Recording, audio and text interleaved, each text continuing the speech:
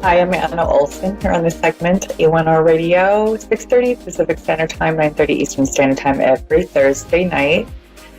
Today, I am going to do a reading on the air live, and I would also like to just talk a little bit about basic spiritual concepts that have been coming up a lot with some of my clients and some readings that I've been doing. And they're generalized to the nature of spirituality and what frequency we're on. Basically, when I talk about a frequency that we can be on, we're talking about what our thoughts do to our presence, our frequency, and our vibration. And this is all just a bunch of quantum physics speak that really just comes back to what it is that we're sourcing, attracting, and really where we are in space. So I'm going to go a little bit into dimensions. And the reason why I want to talk about dimensions is because this is a highly regarded reality of where our consciousness will and won't be. And the reason why my show is called Insights into Consciousness is because I really, really am interested in teaching people about what our consciousness does and how powerful that really is. So when we as readers, real readers, the readers that really are tapping into your electromagnetic field, your energy, and whichever dimension you're aligned with, what we're doing is we are interchanging through different dimensions. And I don't want to get too, technical with this because that would take way too long. But simply put, we are transitioning from timelines, Akashic records, or the Book of Life for each person, plus life path and time frame bending. So this all correlates scientifically, mathematically, and on a real reality level with dimensions and dimensional travel or transitioning. So when we talk about transitioning into other dimensions or really peeking into different dimensions to understand better where we are in space and what we need to do, we're talking about being really good about going back and forth between, or learning how to go back and forth between time frames and basically interdimensional activities. So when let's say you are worried about some interesting goings on in a place where you're visiting or living. Okay, so when we're talking about a spirit or an entity that is taking up space in your place of residence or your work or something like that, have you ever noticed that there are certain people who experience these things and certain people who don't, who tend to see the bumps in the night and all of that good stuff? That is because they are operating at a different frequency at the time that they have the experience.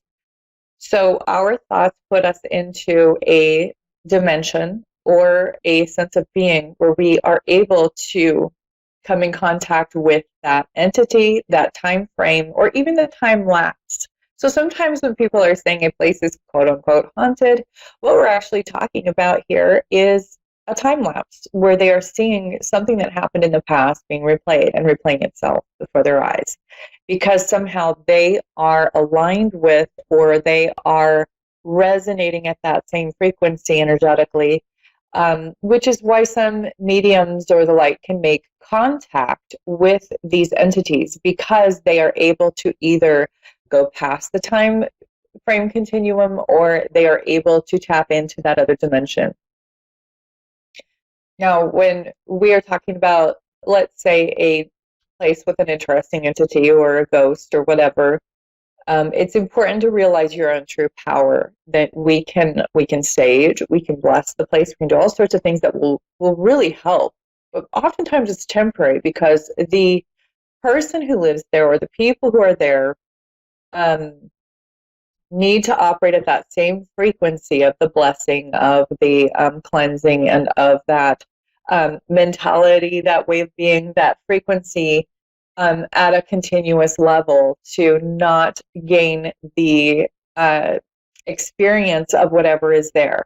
So whatever we think, feel, and do, however we are feeling, whatever we are thinking, it programs us to either be aligned with that frequency or not, and to experience those things or not. That's why some people will experience it and some won't.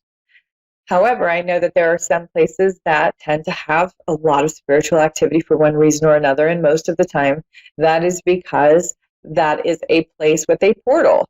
And that isn't something that you can remedy as easily with just operating at a different frequency that is not conducive to becoming really same frequency or compatible with that entity that's coming through. So to give an example, anybody who comes through and like maybe disturbs you, like let's say if you're a medium or you understand these dimensions a bit, you get these experiences, people who experience these entities that come through that are uncomfortable for them, they can ask that entity to leave, that spirit, whoever it is, to exit their space, because we have full, total, and complete control over who is around us and when, spiritually. This is an energetic experience and it is very multidimensional. So just to make it clear, there are times where people do need help with this, but for the general population and for most of the time, 98% of the time, we are really in full control of it. So I'd like to teach other people, this is how, like after we do a cleansing and a clearing, there's an education behind it where we need to go over, this is how we can keep the frequency at your home compatible with positive things.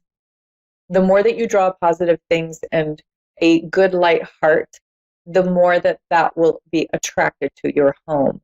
We want to attract angels, guardians, good energies, good entities, our spirit guides who want the best for us, our good ancestors, our past loved ones who are good people who led great lives and who loved us and who still love us. And these are all the wonderful things we want in our space. These are all the things that we can attract with our energy.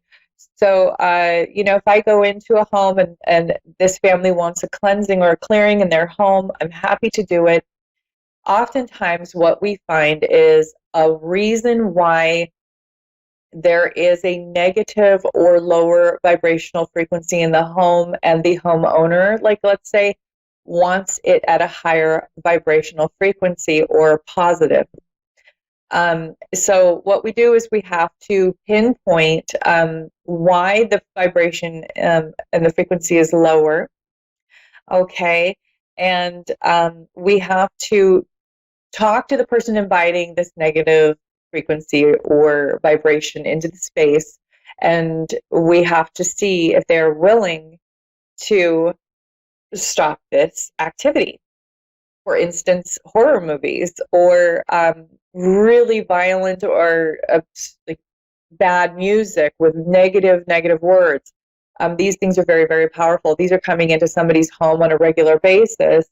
It's going to keep reintroducing a lower frequency for the space. So that has to be stopped and that has to be dealt with before there can be positive, productive, higher vibrational frequency allowed in the home. So everybody has to be aligned with this frequency. Otherwise, it just doesn't work, and it's going to be introduced back in because our minds are so powerful. So if you'd like more information, I'm always here to guide you through the process or to help to answer any of your other questions. You can always contact me. My website is AnnaOlsen, That's at the bottom of the screen, and it's spelled ANNAOLSEN, intuitive.com. And I have a caller. I'd like to do a live reading on the air now.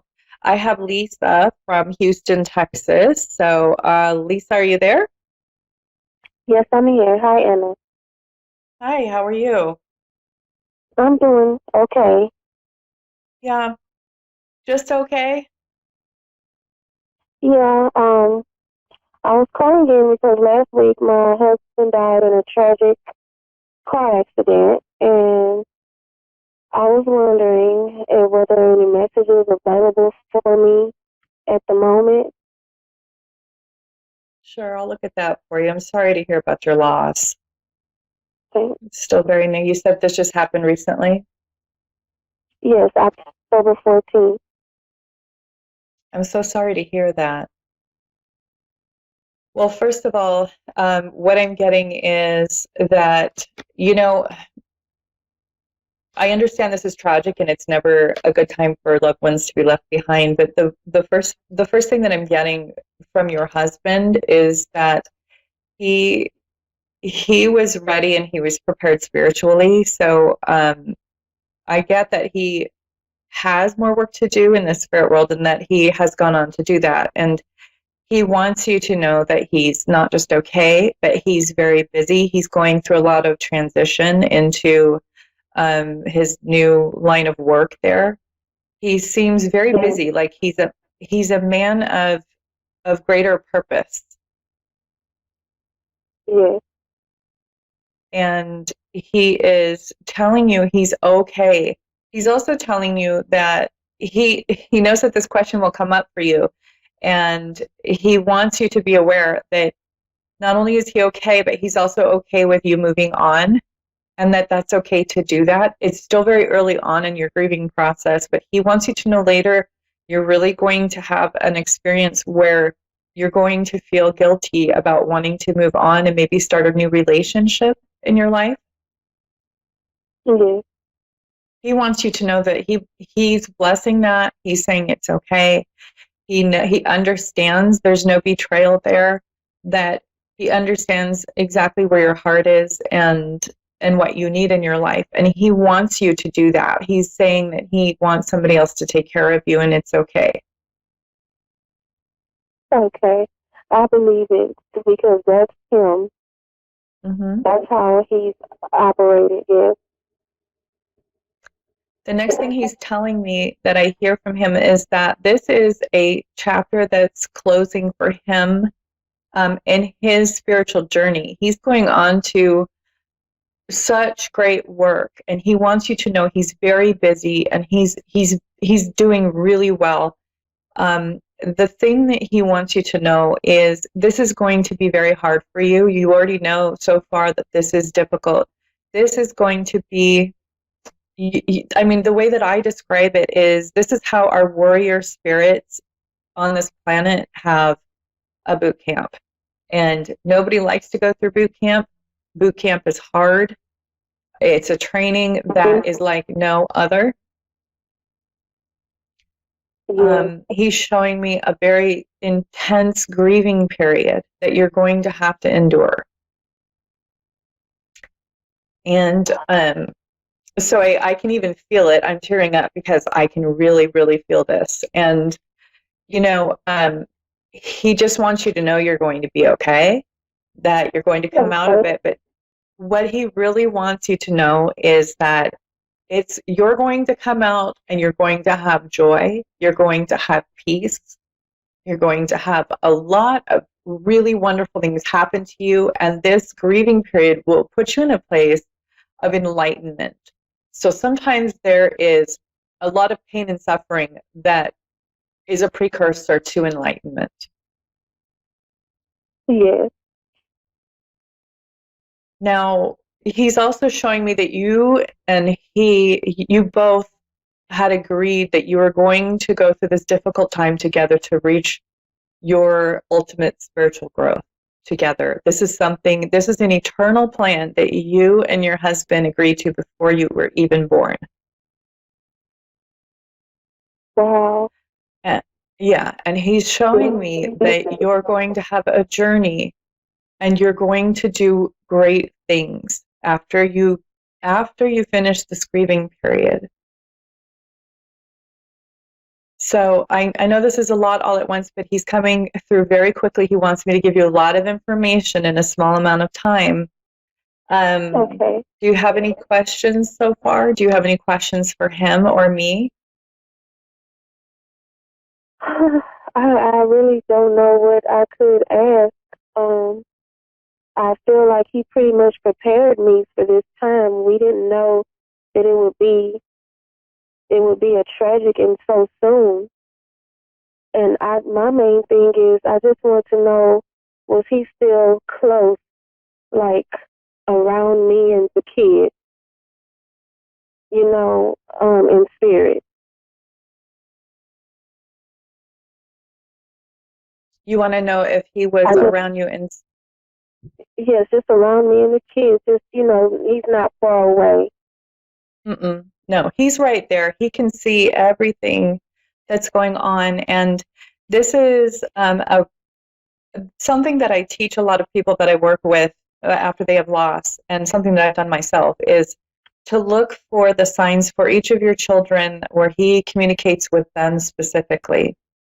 For instance, my father, after he passed, he communicates with these beautiful scrub jays. They're blue, big, beautiful blue birds. And where I grew up, there were a lot of those. And in the home that my father bought with my mother, um, there were a lot of these birds around. So every time I'm thinking of him or I need him, one of them just comes out of nowhere and lands somewhere in front of me, or I see it on my car.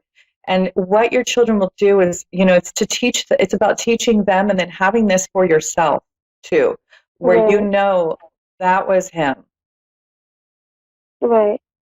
And I also would like to know, is he pleased with the way I'm handling things? I know me and his family, we weren't very close. He wasn't too close with them. But now that he's gone, they've totally made all of the funeral plans, disregarded how I felt as a wife, and completely I feel taken advantage of. And I just want to know, am I handling things the right way by just keep trying to keep the peace, not saying anything, just letting things play out? I felt like Well, that's what he would have wanted, is for me to keep the peace. But I get so confused and angry sometimes. I just don't know how to handle it.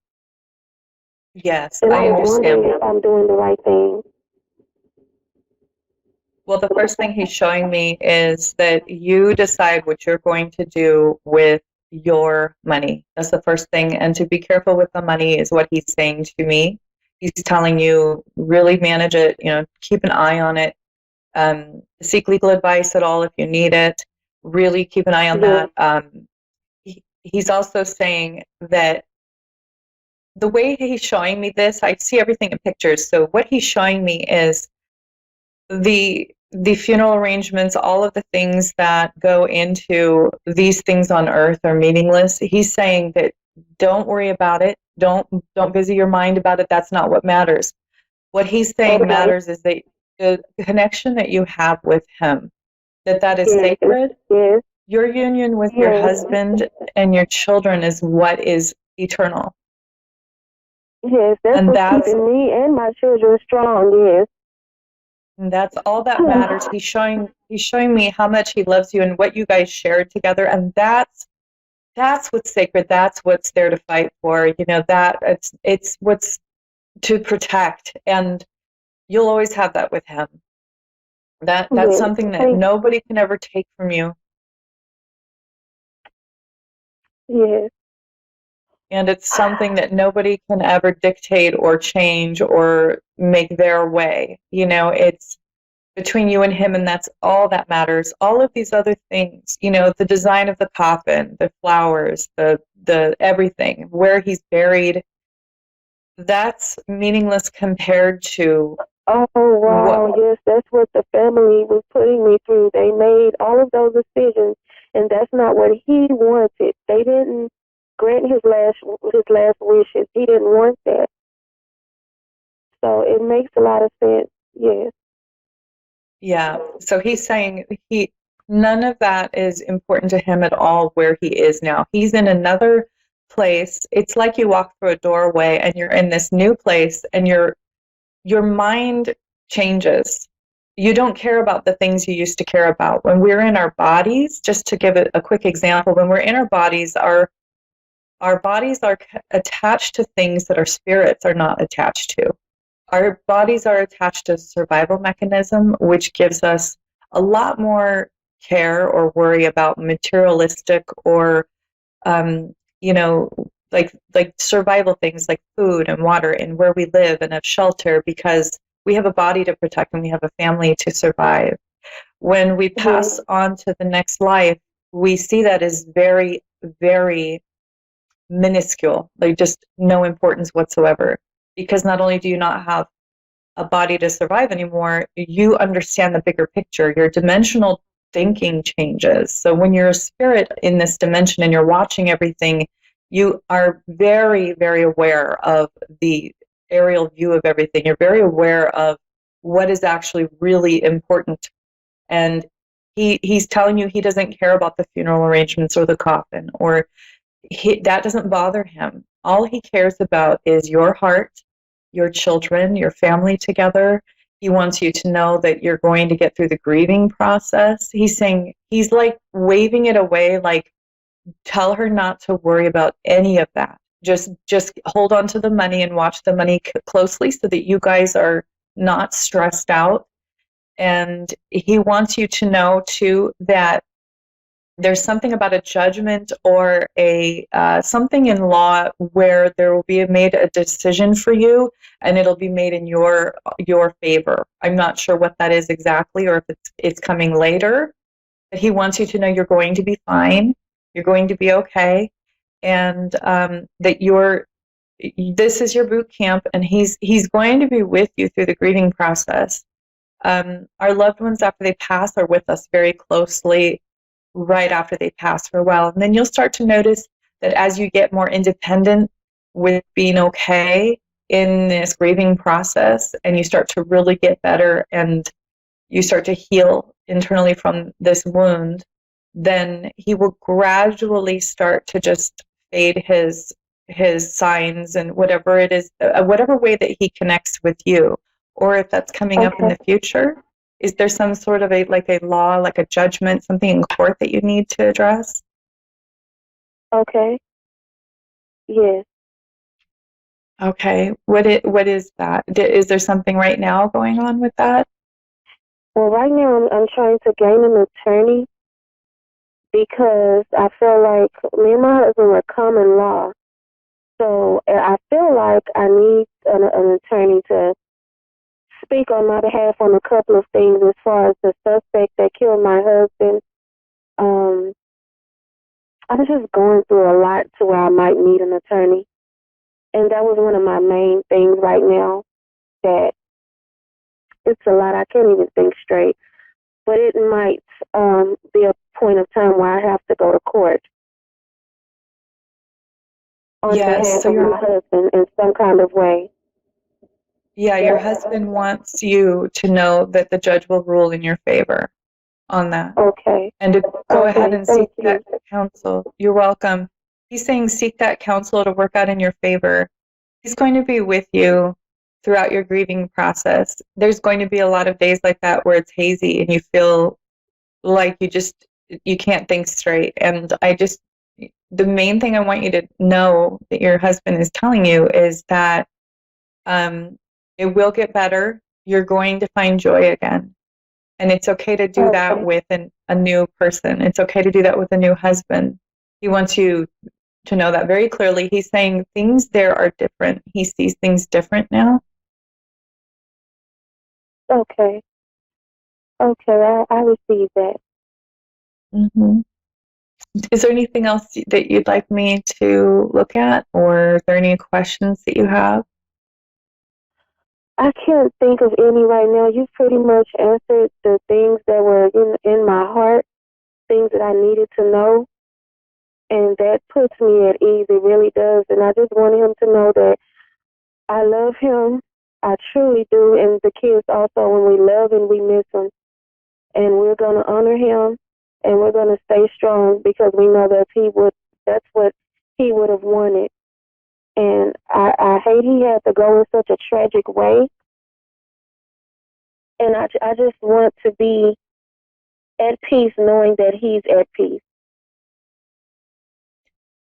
That's really beautiful. And I just have a few more seconds here, but I want you to know that this whole message came from him. He loves you dearly. He's watching everything you and the kids are doing, and you can always talk to him anytime you want.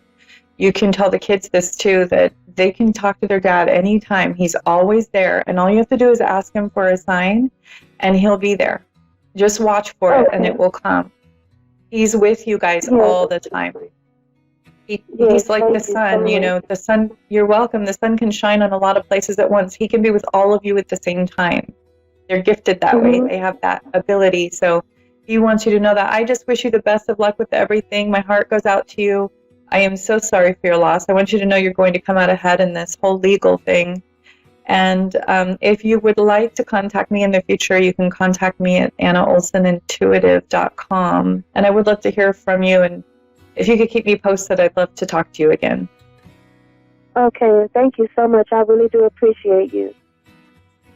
I appreciate you too. You have a good night. Same to you. Thanks.